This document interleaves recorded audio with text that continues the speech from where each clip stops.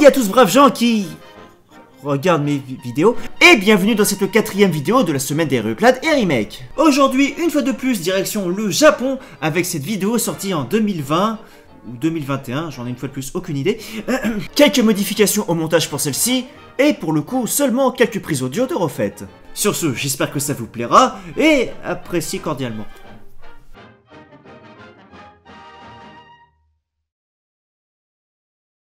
Hey, salut à tous, ici c'est Rak, et aujourd'hui je vais vous parler de l'incident de Kyūjū.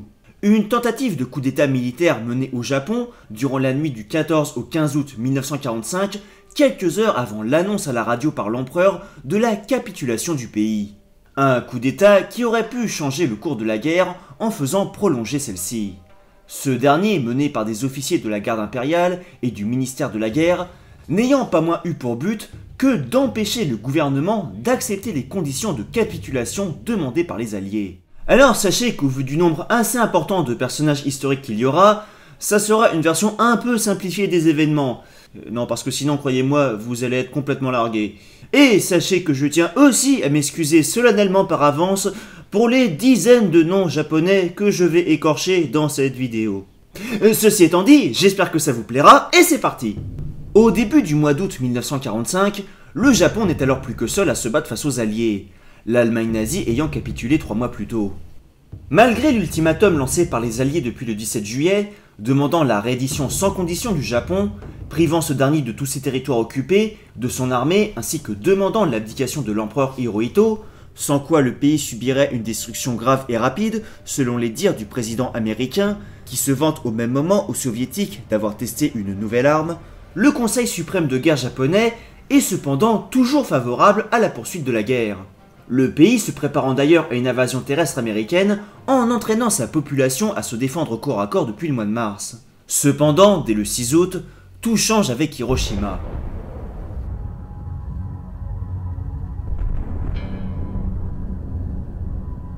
Ayant réussi à raser une ville entière via une seule et unique bombe, les États-Unis ont montré aux yeux du monde entier leur nouvelle puissance de feu, et ces dégâts sont incomparables avec tout ce qui existait jusqu'alors.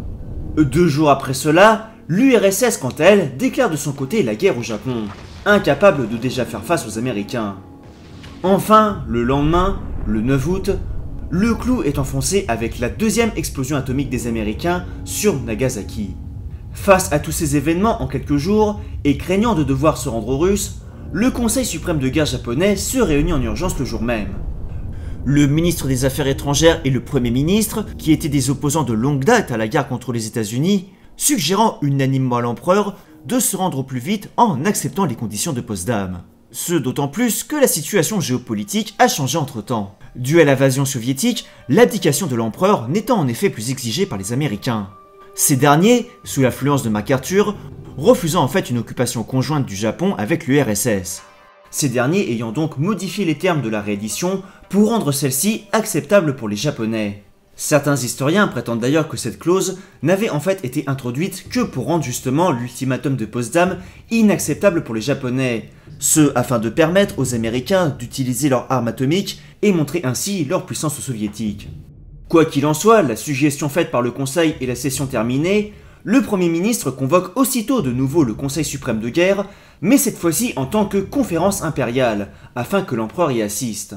Commencé le 10 août à minuit, l'empereur approuve l'avis de ses ministres et accepte que le Japon se rende, tout en gardant néanmoins la préservation du Kokutai, ou identité nationale, chose permettant ainsi de garder sa propre souveraineté, les négociations étant aussitôt ouvertes avec les Alliés. Cette décision impériale directe, presque sans précédent dans l'histoire japonaise moderne, est cependant confrontée à la vive opposition de bon nombre d'officiers apprenant la nouvelle. En effet, il faut savoir qu'au cours des décennies précédentes, les officiers de l'armée avaient à plus d'une reprise utilisé leur statut constitutionnel de serviteur direct de l'empereur comme prétexte pour défier la politique du gouvernement. Ceux-ci n'ayant par exemple pas hésité à plus d'une reprise de se servir de ce statut quasi intouchable pour assassiner des hommes politiques qui leur résistaient. L'empereur en lui-même ne s'immisçant en fait que très rarement dans la politique nationale, son simple silence étant souvent perçu comme une approbation. Bien qu'en réalité, ce silence pouvait parfois être interprété un peu comme on le voulait. Des commandants individuels ayant à plus d'une reprise défié les ordres de leurs supérieurs, affirmant qu'ils avaient en fait une meilleure compréhension de la volonté impériale, qu'à une meilleure compréhension du silence. Bref, tout ça pour dire que les personnes qui prépareront un coup d'état par la suite le feront en fait dans leur esprit pour l'empereur lui-même, et pensant d'ailleurs réellement agir pour et dans l'intérêt de ce dernier. Après la décision de la conférence, nombre d'officiers qui avaient l'intention de résister jusqu'à la mort, furieux de cette décision, vont alors se plaindre au ministre de la guerre, Korechika Anami, la personne alors la plus puissante du Japon après l'empereur lui-même, et dont ils savent que les conditions actuelles de la réédition ne lui conviennent pas. Celle-ci n'étant en fait acceptable qu'à 4 conditions pour lui.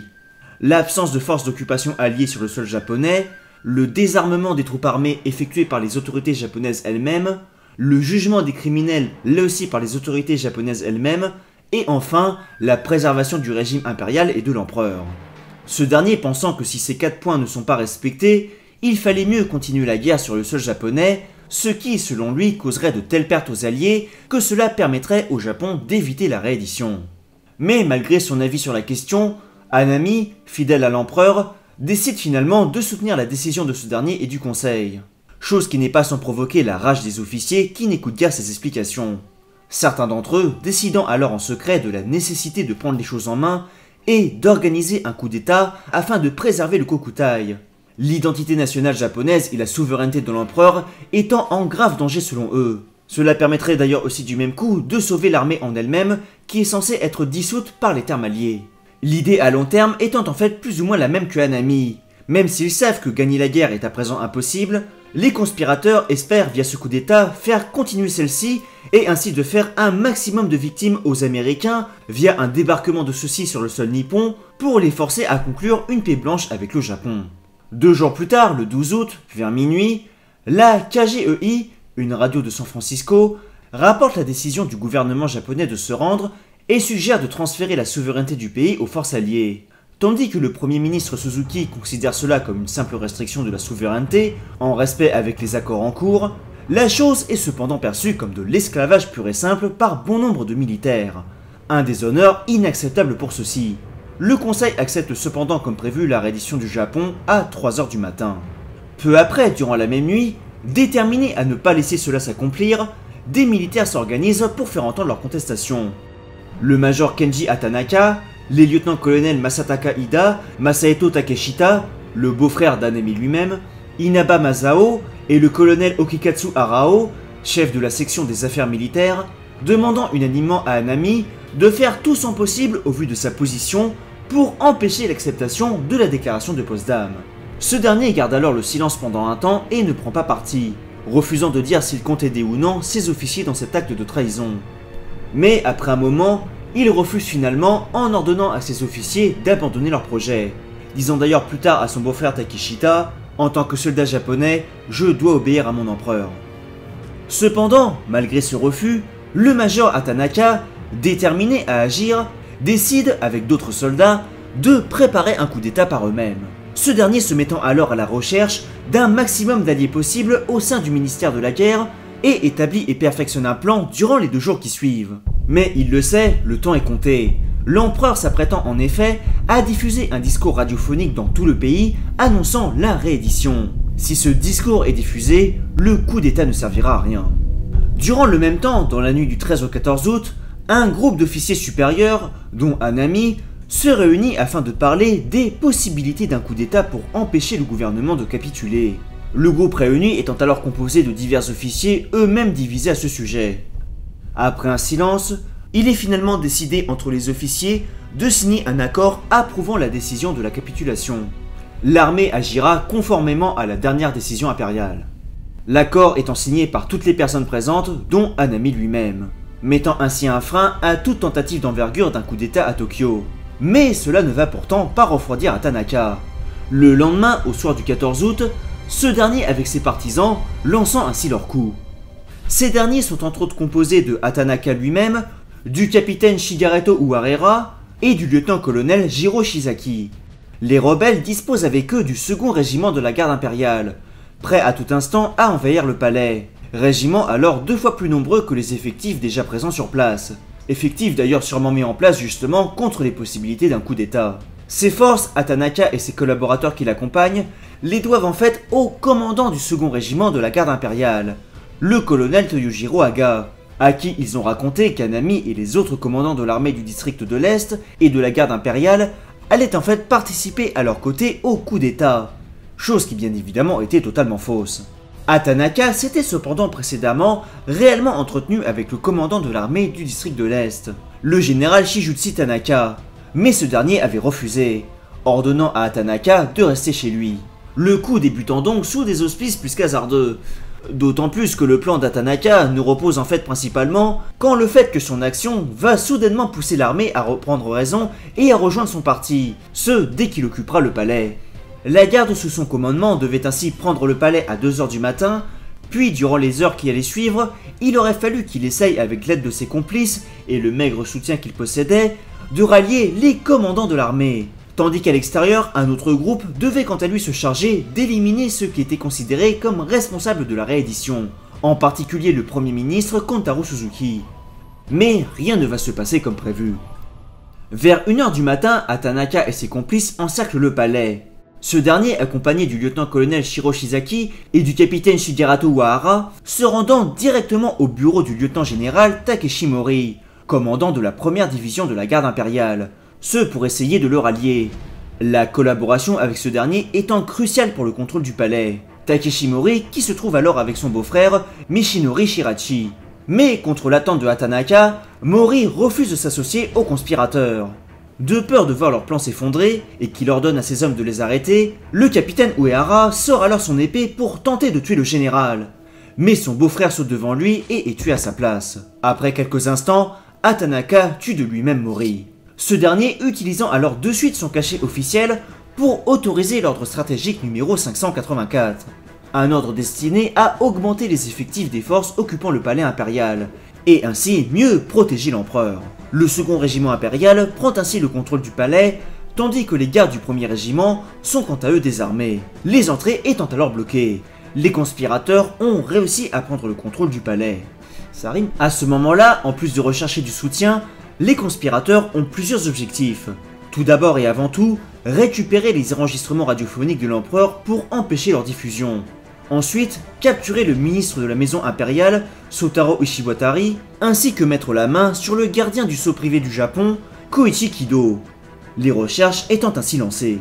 Au même moment, à quelques kilomètres de Tokyo, à Yokohama, un autre groupe de rebelles se rend au bureau du premier ministre Suzuki pour l'assassiner.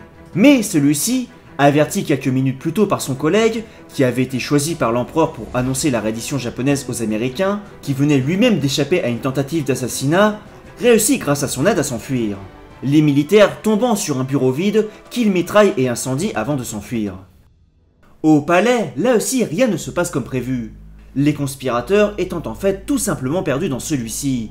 D'une superficie totale de plus de 22 000 mètres, le palais a en fait de véritables allures de labyrinthe. Les recherches étant d'ailleurs rendues d'autant plus difficiles, ce de par une coupure d'électricité résultant des bombardements alliés. Des employés du ministère présents sur place étant cependant trouvés et capturés un à un. De même que des employés de la NKH, l'entreprise de radio tâchait d'enregistrer le discours de la capitulation. 18 personnes étant ainsi faites prisonnières au cours de la nuit. Mais impossible cependant de mettre la main sur les enregistrements, ni sur le ministre de la maison impériale et le gardien du sceau privé. Les deux hommes s'étant en fait cachés dans ce que l'on appelle le coffre-fort, une chambre de sécurité située sous le palais lui-même. Les rebelles capturant néanmoins le chambellan du Japon, Isanori Fujita. Chambellan qui, malgré la menace de l'épée de Hatanaka, ment à ce dernier en disant aux rebelles qu'il ignore où se trouvent les deux hommes recherchés ainsi que les enregistrements. Les recherches continuant ainsi de plus belle, tandis que les conspirateurs se mettent à couper presque tous les fils téléphoniques du palais pour empêcher les prisonniers ou quelconque occupant de communiquer avec l'extérieur. Mais cela est en réalité bien vain et déjà trop tard, car en réalité, tandis que tous s'affolent dans le palais, à l'extérieur, le commandant de l'armée du district de l'Est, le général Shujitsu Tanaka, que Hatanaka avait précédemment essayé de convaincre, envoie l'armée mettre fin au coup. Kurechika Anami, fidèle à l'empereur, ayant informé ce dernier de l'occupation du palais. Voyant son plan s'écrouler peu à peu, Hatanaka demande alors carrément à Anami lui-même 10 minutes à la radio pour expliquer quelles étaient ses motivations aux Japonais. Mais ce dernier le lui refuse.